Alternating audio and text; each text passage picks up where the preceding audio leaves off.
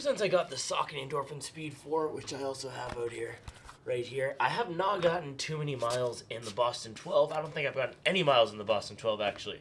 And when I first got the Speed 4, I did a comparison to all of the plated training shoes that I own, because I wanted to do an overview of the market and a breakdown of where each of them sat. Now, as I've gotten more miles in the Speed 4, it's up past 100 now, I've done a few more in-depth comparisons. I compared a few weeks ago to the Rebel V4, and I also want to do some of these in-depth comparisons to the plated training shoes. So the Boston 12 here, I've gotten a ton of miles in. This is my go-to speed training shoe for marathon and long distance racing. I love it for long runs. I love it for fast stuff. And so today I'm going to do a little bit of a reacclimation run in it. Get familiar with the Boston 12 again.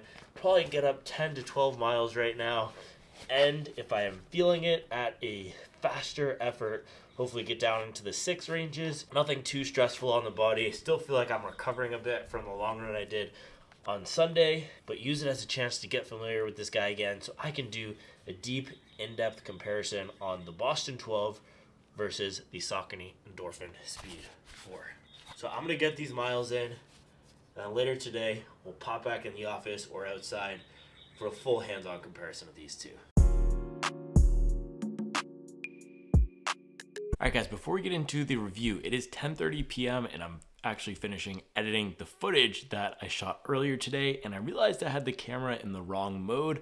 I usually shoot only in manual. Somehow the dial got knocked into one of these weird filming modes and I didn't see it when I started filming. That means the picture is a little bit weird, the colors are saturated, and the audio settings got completely messed up. It only records with the crisp audio when I have it in manual. So I apologize for this, guys. The analysis is still on point per usual. I gave it my best shot, but it's 10:30 p.m. I can't re-record this. I would love to. I got to be up tomorrow to show up for the family, so I hope that you can stick with it. And if you have any questions on these shoes because you can't make it through the video because you don't like the audio quality, just drop them below and I'll answer all the questions on these shoes in the comments. All right, guys, so let's roll the video. I appreciate you for watching either way, and I'll be back tomorrow with some crispier audio and better footage.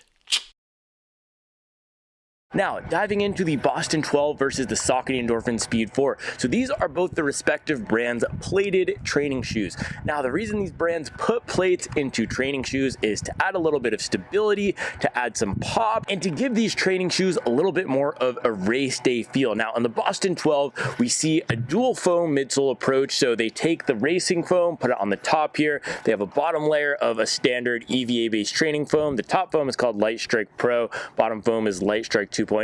Then in the middle, you got these glass fiber energy rods here, and that's going to give the shoe some rigidity. Now, the formula in the Saucony Endorphin Speed 4 here is plastic plate instead of the carbon rods, and you got a 100% PIBA midsole. PIBA is known as one of the bounciest foams out there, one of the highest energy returning compounds. So when you step in, when you start to give it some speed, it gives you a nice bounce back. Now, it's also one of the softest and squishiest compounds out there, which is why when Nike introduced it in Zoom X, they added a carbon fiber plate. So with the plastic plate in here, you're not going to get as much rigidity as we see in the Boston 12. You have a much more flexible shoe here, but it also means you get a little bit more of a forgiving feeling with the midsole from that nylon or plastic versus the carbon energy rods or carbon fiber plate. Now, these are about the same price. Speed 4 is $170, Adidas Boston 12 is $160, and they're also around the same weight. They're both in the 9-ounce range for me in my US men's size 10.5. I'll make sure to flash up the specs on the screen, and the stack heights are extremely similar. They're both in that mid to high 30 range in the heel with an 8mm drop, and we do see a rockered platform on both of them. The rockers on these guys are actually super similar. Let's see if we can get a mirror effect here. Neither of them have really aggressive rockers. You just got this nice roll forward here up in the front. So in the Boston 12 here, as I mentioned, we got a top layer of Light Strike Pro, bottom layer of Light Strike 2.0. So the reason that they do a dual foam construction in this guy is because the top layer is what's going to give you that pop, that bounce, that speediness. The bottom layer is what's going to add some stability. So if you look at the way the midsole is shaped out here, it flares back. It also rides up on the side just a little bit, not too much, but that's going to lock the foot in place within the shoe. And then the wider flared out foam is going to add some stability out on the back. So this having a firm firmer standard EVA is going to give it a really nice planted landing. If you do need some stability and support, that's exactly what this firmer foam is designed for. It's also designed to give the shoe a little bit more durability. That being said, this midsole does require break-in, and for me it took, I think, about 50 miles for it to really start getting its true character, for it to soften up, and for it to come alive and give me exactly what I was looking for out of a marathon training shoe. So it is going to require you to work with it a little bit, but once it's broken in, it gives a nice feel that pairs really well with this Light Strike Pro on top. Now on the Saucony Endorphin Speed 4 here, as I mentioned, it's 100% of this Power Run PB foam, and it is a beaded PBA. So if I get the right lighting here, and if I don't get the right lighting, I can't really see right now, but if I don't, I will make sure to flash up some B-roll where you can see it.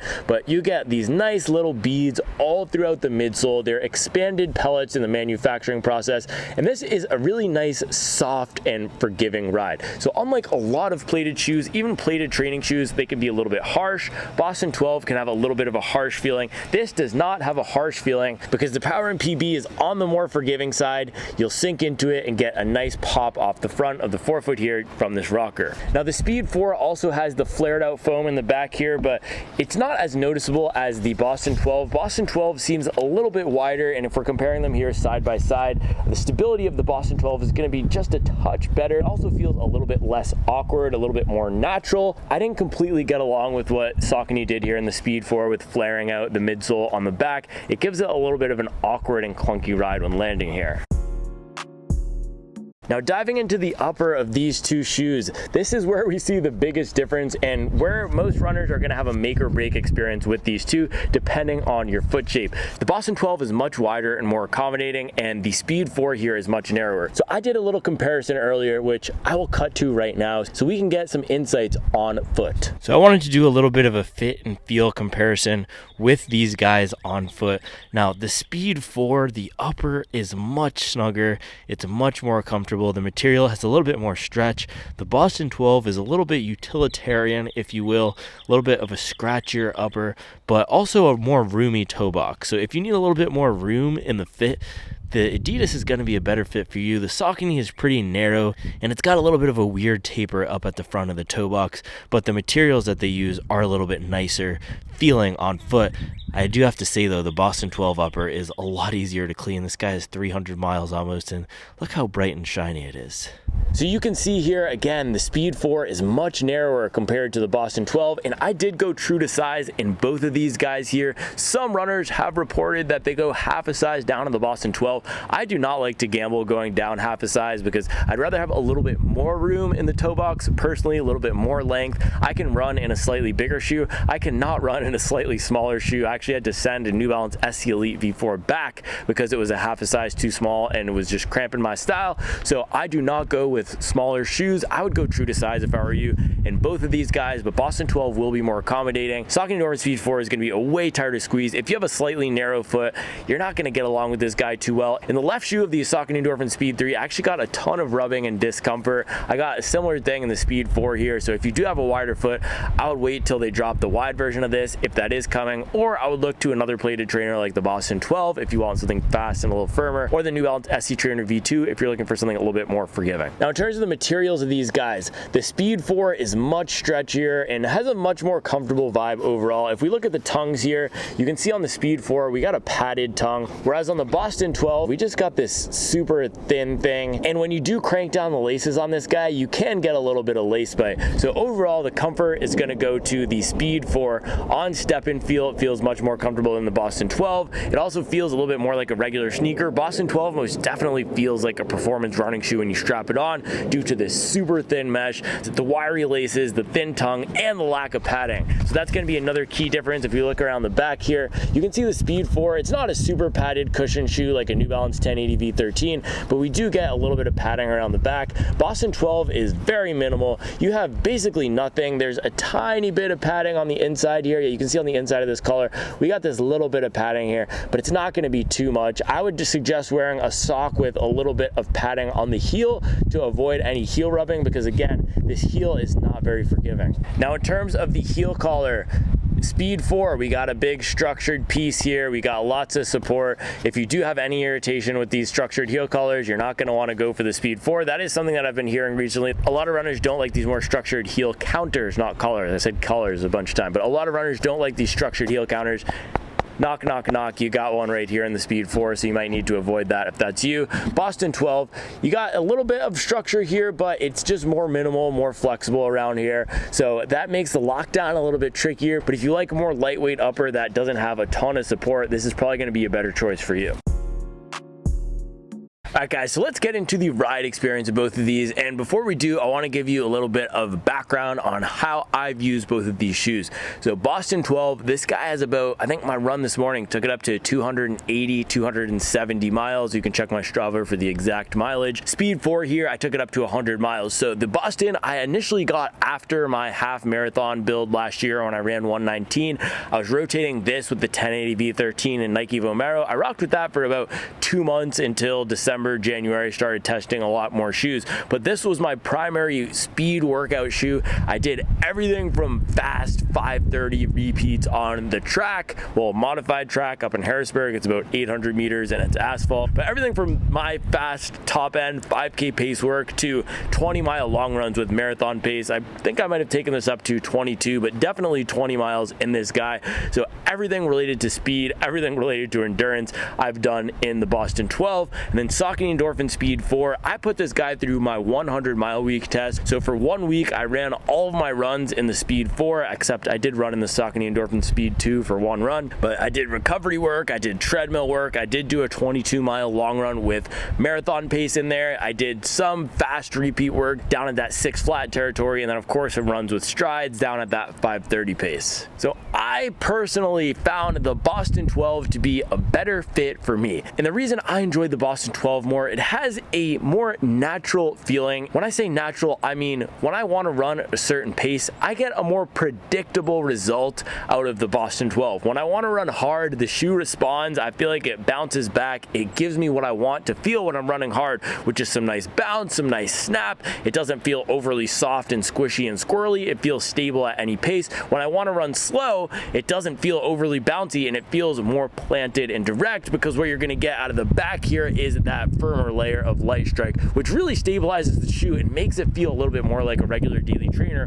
when I'm at my everyday training paces. The Speed 4, on the other hand, it's a little bit one note, and that's why I didn't enjoy it the most. It felt the same for me at every single pace, and that's a little bit of that overly bouncy feeling, but when I want to go fast, I don't get an additional bounce. It goes a little bit flat. And it might be because of the paces I'm running or because of my running style, the power I'm putting down into the shoe, but the Speed 4 does not work as great for me. And if you run with a lot of power and tend to find some shoes are a little bit too soft and squishy for you, then Speed 4 might not be the best choice. Now, I have heard some runners say that the Speed 4 has a little bit more snap than the Speed 3. I found them to be pretty similar, and I believe they're using the same exact formula of Power Run PB as the previous generation. I did do a durometer test on the Speed 3 and Speed 4, which measures how soft or firm a foam is, and it came out to be pretty similar. Now, this is a durometer you could buy on Amazon, so I don't 100% put stock on those tests, but that is to say I do believe that you're going to get a fairly similar ride out of the Speed 3 and Speed 4. So if you found the Speed 3 to be a little bit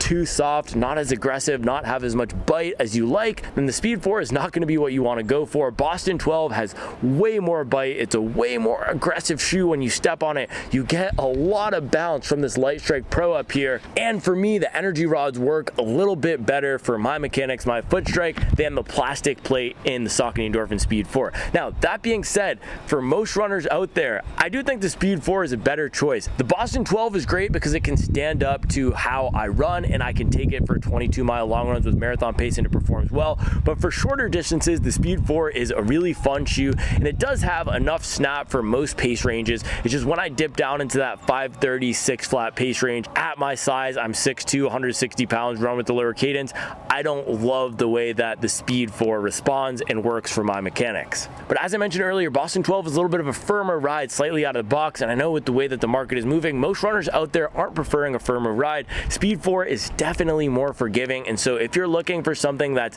fun, forgiving, not super firm, but has enough pop for your speed workouts and some of your long runs, the Speed 4 is going to be a great choice for probably 90% of what you want to accomplish. But Boston 12 12 just has a little bit more structure. It's a little bit more of a rugged shoe than the Speed 4 for that super fast running when you're putting down some power, and also for long runs. Now that's the key thing with these guys too. I much preferred the Boston 12 for long runs. With the Speed 4, I mentioned this in my long run review of the shoe, I felt like Zion back at Duke when he exploded that Nike. It just felt, when I stepped on the gas, when I stepped on the forefoot of the Speed 4, I wasn't getting a lot of pop. It felt like the shoe couldn't stand up to what I wanted it to do on that effort. I might have to give this guy another shot, but after that 100-mile week, I left with a decently good impression of the shoe. It's a fun shoe, just not one that I want to use for true speed and endurance work. Boston 12, on the other hand, has felt super consistent from mile 0 to mile 280, whatever it's at right now, and I've never felt like I needed any more support out of this shoe. It's really been able to give me everything that I need.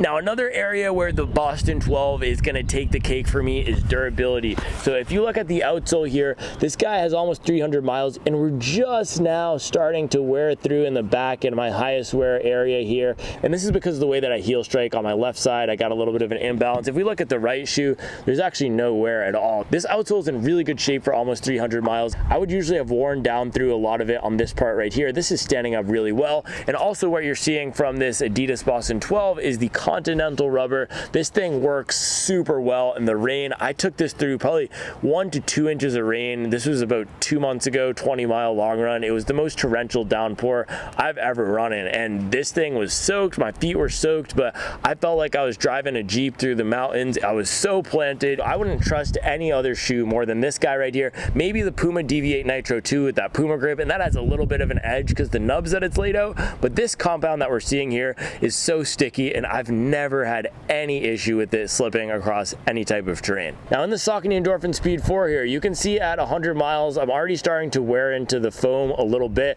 Also, because we have the Power Run PB here on the bottom versus the Adidas where we have the Light Strike, which is EVA, the PBA gets worn through when it's exposed much more easily than the EVA does. So you're not going to see as much durability in the exposed area. They did do a decent job covering the highest wear areas with the rubber, but the rubber isn't as comprehensive as we see on the Boston 12 here. If you compare them, we got the full coverage with the Boston 12. On the Saucony Endorphin Speed 4, they left some of this part open here in the middle, which is going to save a little bit of weight, but not that much, and you're going to get more of this degradation of the foam. Now we also see that the texture of the rubber is wearing flat, and I do not think this is going to last up until even 250 miles for me. For both of my pairs of Saucony Endorphin Speed 3, I started to get some wear through at around that 250 mark, and one of the pairs it completely went through at about 270, and that's what I expect here with the Saucony Endorphin Speed 4 as well. So if durability is a consideration for you, I would go for the Boston 12 over the Saucony Endorphin Speed 4. If grip is a big consideration for you, the Continental rubber is the best or second best in the game to that Puma grip.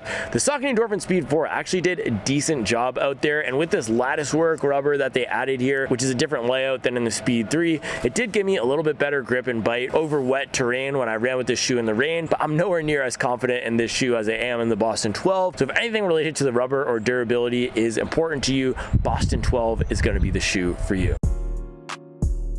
Now, in terms of who these shoes are best for, Boston 12 is going to be a really good option if you want something for top end speed, if you want a marathon training shoe that you can use for 20-mile long runs with marathon pace, if you want something that can knock out any type of workout on the schedule with confidence. Speed 4 is going to be a better option if you want something that's a little bit more forgiving, might not perform as great for longer miles, doesn't feel as protective, maybe a little bit softer and squishier underfoot than what we see in the Boston 12, but fun to run in out of the box and not nearly as firm as the Boston 12. So most runners out there, if you like soft forgiving shoes, you're going to want to go for the Speed 4. If you don't mind a firmer ride, but you want something for that fast work, that's going to be where the Boston 12 comes in. And again, if durability is a consideration for you and getting a lot of value out of your shoes, that's going to be the Boston 12. This thing, it goes on sale pretty frequently. You could probably find some discounted colorways coming up within the next few months at around that $110 price point. That's what we've seen historically on the Boston 12, so I would keep an eye out for that. So Boston 12 definitely is the good value shoe. Saucony Endorphin Speed 4, this guy's not going on sale anytime soon. Well, it's actually going on sale soon. Like, it's going to be sold. I think it's February 29th when it's going to be available for wide purchase. By the way, use my Running Warehouse link to support the channel if you do buy the shoe, but you're not going to see it discounted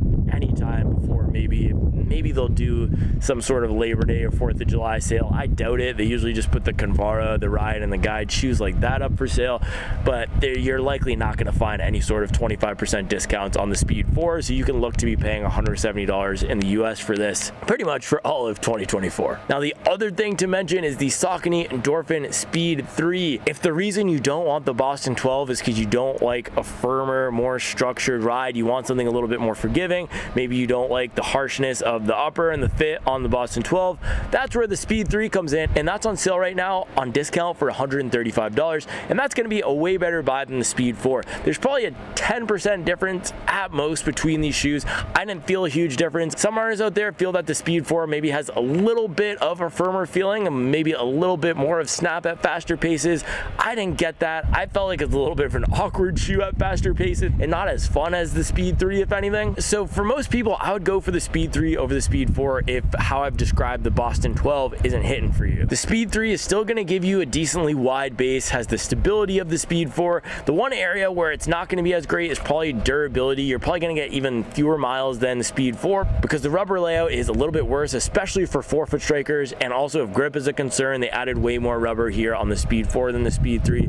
So if either of those two things are big for you, I would pay the extra money for the Speed 4, but Speed 3 is a really good buy at $135 for most uses. So I'm taking the Boston 12 10 out of 10 days out of the week. This is my GOAT plated trainer. I know for you guys, it's the Saucony Endorphin Speed 2. This thing is sitting on top as the king right now. I'm curious to see with some of these new shoes coming out this year, Brooks Hyperion Max 2, maybe Puma DV8 Nitro 3, maybe a little bit of that New Balance SC Trainer V3, but I think that's going to be a little bit soft for my liking. But I'm curious to see if any of these can knock the Boston 12 off the pedestal. I plan to take this thing to the 400 mile club, so that's going to be a tough sell to see if anything can knock it down. Speed 4 is a good shoe too, just not my favorite, not my preference, but for a lot of you guys, I think you will really like this shoe, but buy the Speed 3. All right guys, there we go, there you have it. I appreciate you watching, and I'll be back tomorrow with another video.